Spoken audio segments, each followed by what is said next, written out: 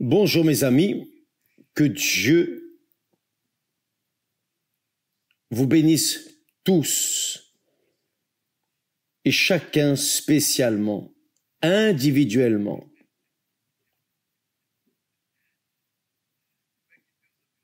Comment Dieu bénit-il, évêque? Comment sommes-nous bénis?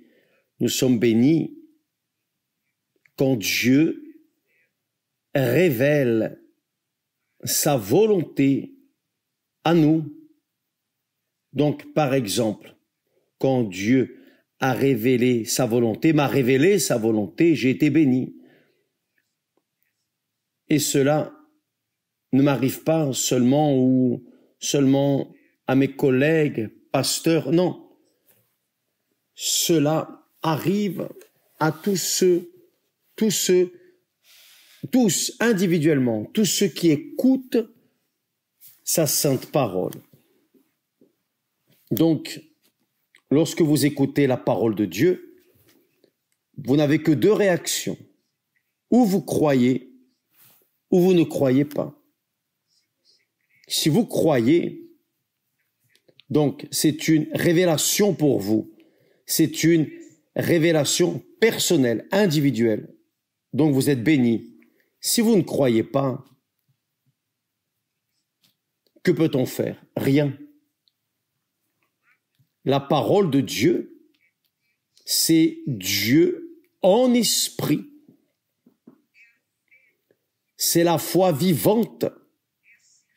C'est la certitude, la conviction, l'esprit de Dieu sous forme de parole qui entre en nous et donne la vie. Ça, c'est la bénédiction des bénédictions. C'est très glorieux. C'est magnifique. C'est très grand. Que Dieu alors vous bénisse, mes amis,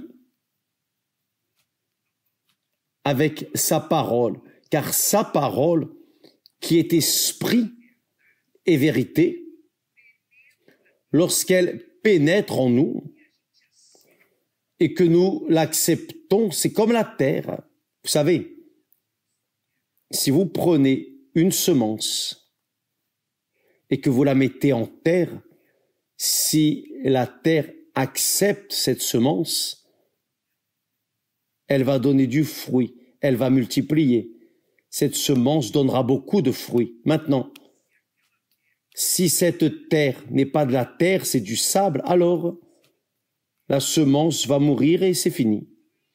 Donc, j'espère, je crois que lorsqu'une personne se dispose à écouter la parole de Dieu avec soif, avec faim,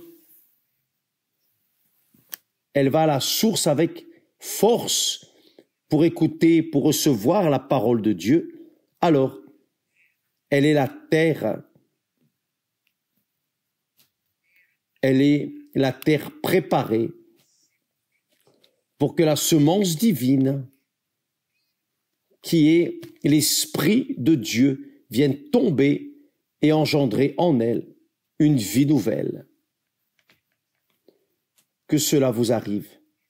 Et voyez bien, lorsque nous traitons de la foi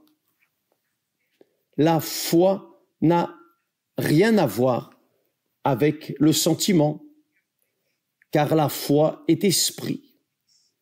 Vous n'avez pas à sentir, mais les attitudes que nous prenons à cause de la foi que nous recevons de Dieu, quand le Saint-Esprit vient, nous prenons des attitudes, et ces attitudes nous font prendre possession des bénédictions de Dieu, qui sont ses promesses. Laissez-moi mieux vous expliquer cela dans un exemple. le Seigneur Jésus est entré à Capernaum, dit le texte sacré. La ville de Capernaum est bien proche de la mer de Galilée. Il est entré dans une maison. Il est entré dans une maison. Pourquoi? Pour prêcher, pour annoncer la parole. Le texte dit que il s'assembla un si grand nombre de personnes dans cette maison que l'espace devant la porte ne pouvait plus les contenir. Il y avait une multitude de personnes. Même proche de la porte, on ne pouvait pas les contenir. Et le texte dit que le Seigneur leur a annoncé la parole. Aujourd'hui, le Seigneur Jésus fait cela à travers ses serviteurs. Et en ce moment, nous sommes en train d'annoncer la parole. Chaque jour ici, dans ce direct, nous annonçons la parole de Dieu. Ce n'est pas ma pensée, ma philosophie, la théologie, rien de tout cela. Ce n'est pas la religion, l'Église. C'est la parole de Dieu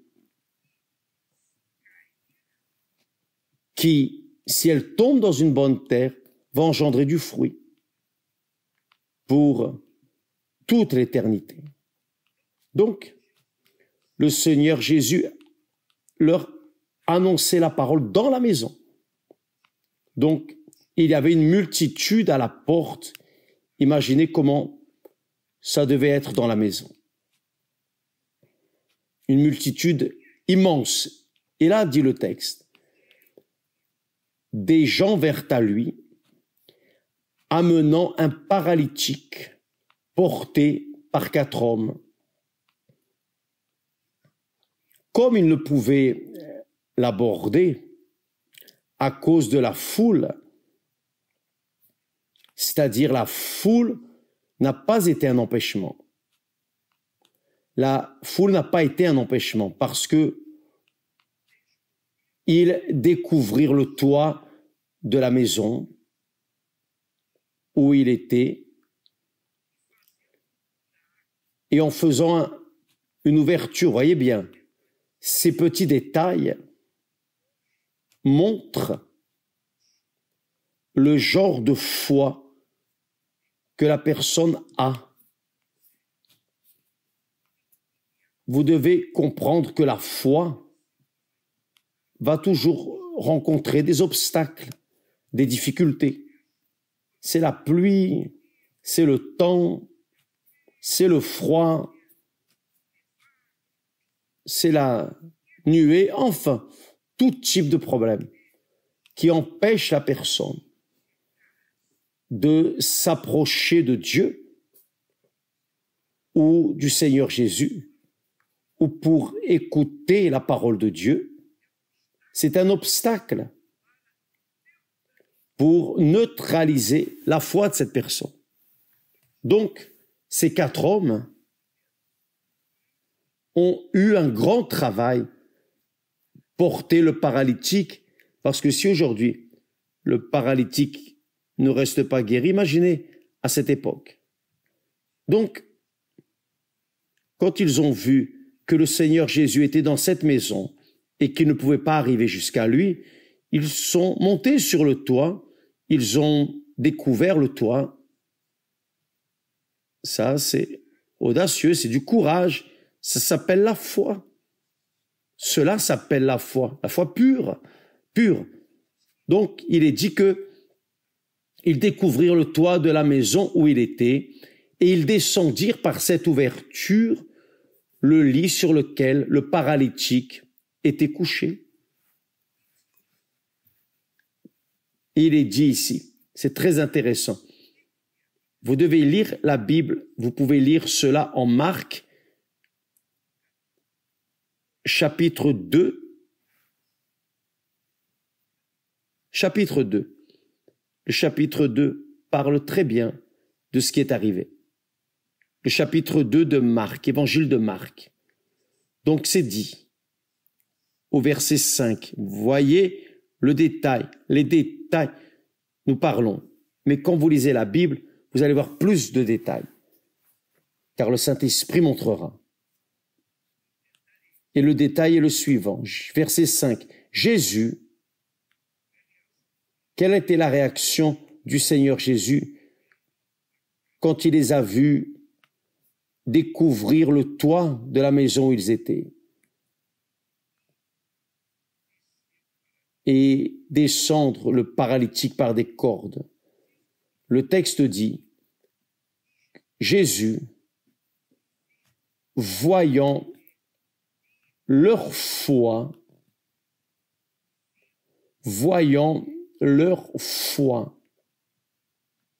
dit au paralytique, Alléluia.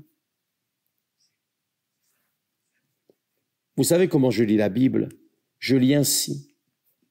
J'aime lire la Bible tranquillement, sans conversation, sans blablabla à côté de moi. J'aime lire la Bible et raisonner sur ce que je lis. Et je lis ici que Jésus, voyant leur foi, c'est-à-dire la foi des 5 hommes, aussi bien ceux qui portaient que la foi du propre paralytique. Jésus voyant leur foi. Comment peut-on voir, comment Dieu peut-il voir la foi? La foi est abstraite, c'est quelque chose d'abstrait. Vous voyez la foi physiquement, vous voyez la foi. Non, vous ne voyez pas parce que c'est une chose, c'est esprit. La foi est esprit. Le Seigneur Jésus n'a pas senti la foi. Le texte dit qu'il a vu, voyant leur foi. Je me transporte, quand je lis la Bible seule, j'imagine ces moments, et vous pouvez faire cela aussi. Quand vous lisez la Bible, vous méditez. Méditer, c'est vous transporter dans votre pensée, votre esprit, dans votre tête. C'est vous imaginer au milieu de cette multitude, par exemple. Donc, je m'imagine au milieu de cette multitude. Vous pouvez aussi imaginer. C'est-à-dire, quand nous utilisons l'intelligence et la foi de l'imagination, nous nous transportons dans le passé, dans le présent et dans le futur. Nous voyageons. Nous voyageons où nous voulons. Le saviez-vous? Sans sortir de l'endroit. Sans sortir de l'endroit. Car vous imaginez. Vous imaginez dans cet endroit. Donc, je peux, dans mon imagination, voir avec mes yeux de la foi, les yeux spirituels. Je peux voir cette multitude voulant entrer pour voir le Seigneur Jésus et ne le pouvant pas parce que c'était beaucoup de gens. Donc, ils sont montés sur le toit, ont découvert le toit et ont mené le paralytique jusqu'à la présence du Seigneur Jésus. Le texte dit que ils ne pouvaient pas s'approcher du Seigneur Jésus à cause de la multitude. Ils découvrirent le toit de la maison où il était et ils descendirent par cette ouverture le lit sur lequel le paralytique était couché. Jésus, voyant leur foi, dit au paralytique, « Mon enfant, tes péchés sont pardonnés. Tes péchés sont pardonnés. » Mais le paralytique n'a pas demandé pardon. Même ceux qui portaient le paralytique n'ont demandé pardon. Mais pour que ce paralytique puisse être guéri, il avait besoin d'être pardonné. Mais pour être pardonné, il avait besoin de manifester la foi.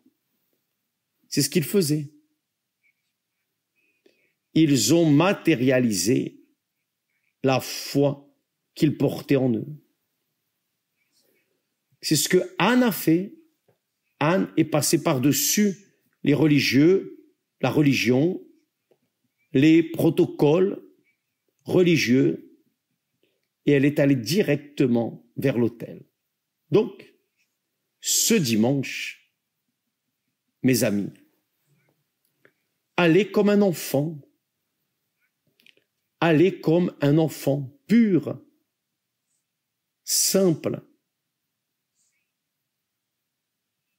sans gna gna gna, sans attendre tel ou tel. Allez-y, vous. Passez par-dessus tout.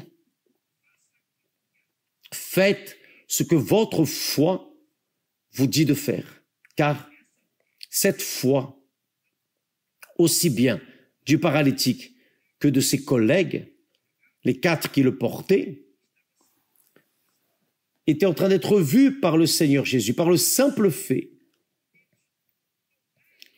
de prendre ses attitudes, spécialement, je ne peux pas lui parler, on ne peut pas arriver jusqu'à lui. La maison est pleine, elle est remplie. Vous savez que parfois, à l'église universelle, l'église est si remplie que vous ne pouvez même pas arriver sur l'autel, vers l'autel, tellement il y a de personnes. On a déjà eu des réunions très remplies et réellement c'est difficile. Mais ces hommes sont montés sur le toit, ont découvert le toit, ont descendu le paralytique, c'est-à-dire cet empêchement de ne pas pouvoir arriver physiquement jusqu'au Seigneur Jésus n'a pas été un empêchement. Ils sont passés par-dessus. Ils sont passés par-dessus. Ils sont allés en haut sur le toit, enlevé le toit et sont descendus là où était le Seigneur Jésus. C'est-à-dire, le texte dit que le Seigneur Jésus, voyant leur foi, ça, c'est la foi qui plaît à Dieu. Dieu a vu la foi de Anne, une foi pure, une foi qui n'a pas besoin d'être grande. La foi n'a pas besoin d'avoir de taille. La foi a juste besoin d'être pure, saine. La foi n'a pas besoin d'être sainte pour que la personne soit exaucée, non. Elle a besoin d'être pure. C'est cette certitude. La foi est une conviction personnelle. Et je parle ainsi pour vous préparer pour arriver dimanche, ce dimanche, devant l'autel et mettre votre plus grande douleur, votre plus grand problème. Ce n'est pas pour demander des miettes, non, des petites choses, non. C'est pour demander ce que réellement seule la foi est capable d'apporter. La foi vivante dans le Dieu vivant. Avez-vous compris, mes amis? Dieu est grand. Dieu est grand, grand, infiniment grand. Nous n'avons pas la capacité d'imaginer la grandeur de Dieu. Quand nous voyons les cieux, quand nous regardons ces vidéos merveilleuses qui parlent des étoiles, qui parlent de tout ce que Dieu a créé, c'est extraordinaire, extraordinaire. Cette série de Job que nous mettons à disposition sur Univers, sur la Record, je ne sais pas à quel chapitre c'est, je sais dire une chose seulement. Vous voyez la grandeur de Dieu. Très bien. Ça, c'est la foi que Dieu requiert de chacun de nous. Ça n'a pas besoin d'être une grande foi. car la foi n'a pas de taille. Elle peut être comme un grain de sénévé. C'est très intéressant, c'est trop, excusez-moi, c'est très fort.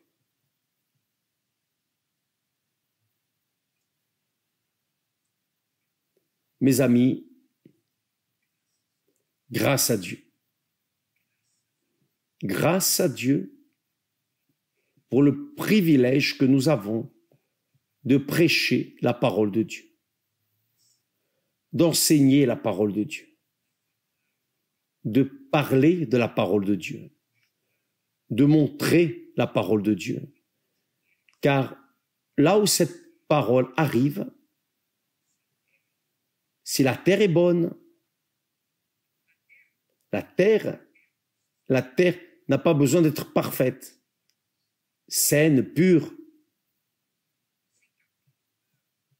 La terre peut être la terre que c'est, même de la boue. Ce sont les péchés. La personne peut être embourbée dans le péché. Elle peut être perdue dans ses péchés. Mais si elle prête attention à la parole de Dieu, la parole de Dieu va descendre, va faire sa demeure dans cette boue, et va naître, va faire germer et va grandir. C'est ce que nous voyons et qui nous étonne, nous surprend dans ce monde. Peut-être que vous êtes l'une des semences qui a grandi comme moi. Je peux parler pour moi. J'étais plein de péchés, d'orgueil, d'ego, un tempérament difficile, plein de moi-même et vide de Dieu.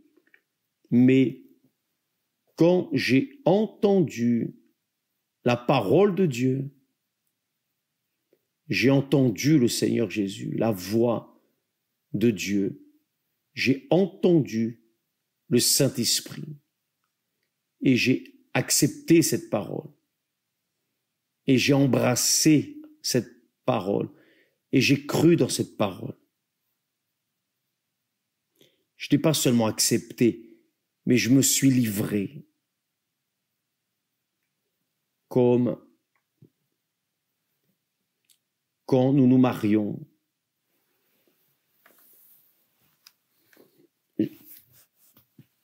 J'avais eu plusieurs relations, mais quand j'ai vu Esther, j'ai embrassé, j'ai cru en elle, elle a cru en moi. Donc, nous nous sommes donnés, nous nous sommes mariés. Sont nés les enfants. Et est née la plus vieille fille, l'Église universelle. Mes amis, Dieu veut engendrer en vous une vie nouvelle.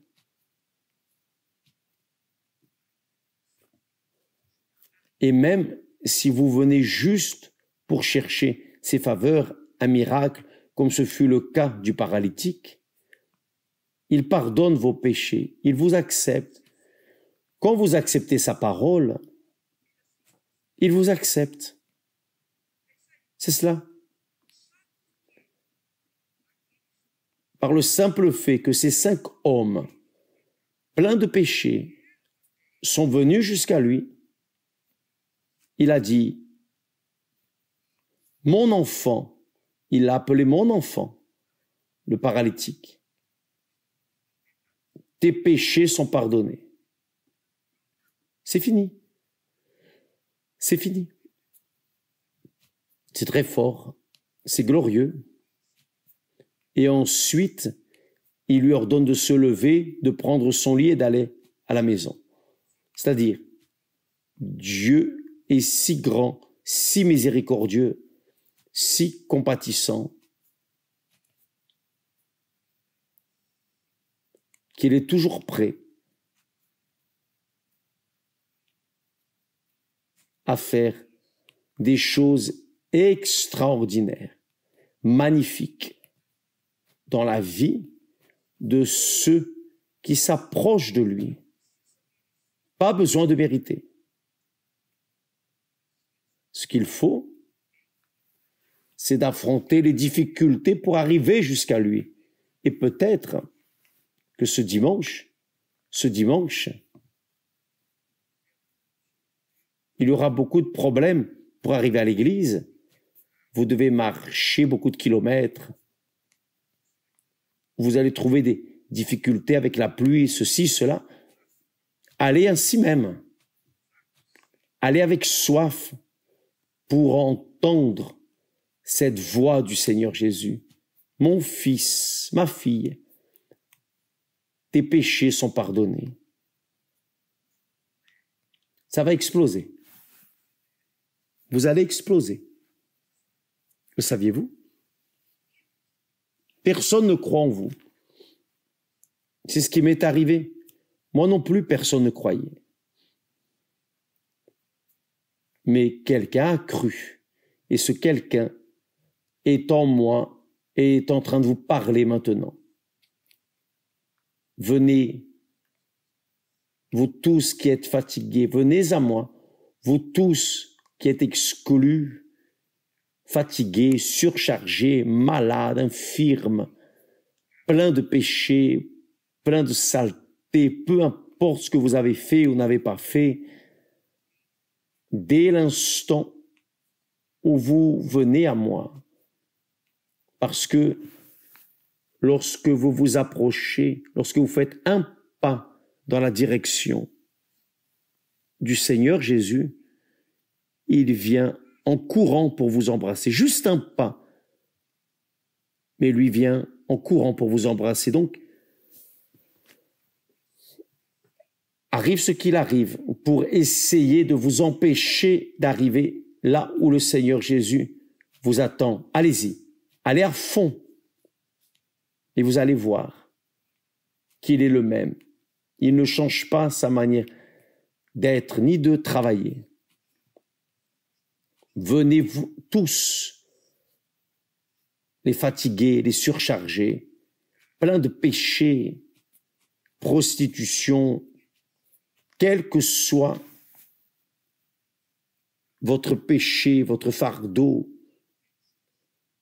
quel que soit votre bout, venez, comme vous êtes. Car lorsque vous viendrez, il va voir votre foi. Le Seigneur Jésus va voir ce que personne ne peut voir, votre foi. Le Seigneur Jésus va voir ce que personne ne peut voir en vous. Personne n'a vu ma foi, mais le Seigneur Jésus l'a vu. Voyant leur foi, en d'autres mots, voyant la foi, leur foi, juste cela. Vous voyez que la foi, ce n'était pas une émotion, un sentiment, rien de tout cela. La foi, c'est l'action, c'est l'attitude. La foi, c'est cette attitude courageuse, audacieuse, même si personne ne croit en vous. Mais quand la foi est à l'intérieur, personne ne peut vous arrêter, car Dieu est celui qui vous appelle. La voix de la foi, c'est la voix de Dieu. Que Dieu vous bénisse et à demain, au nom du Seigneur Jésus. Que le Saint-Esprit vienne ouvrir vos yeux. Il a déjà ouvert, certainement, par le simple fait que vous soyez là, regardant ce direct. Cela montre que vous cherchez. À demain. Que Dieu vous bénisse au nom du Seigneur Jésus. Amen.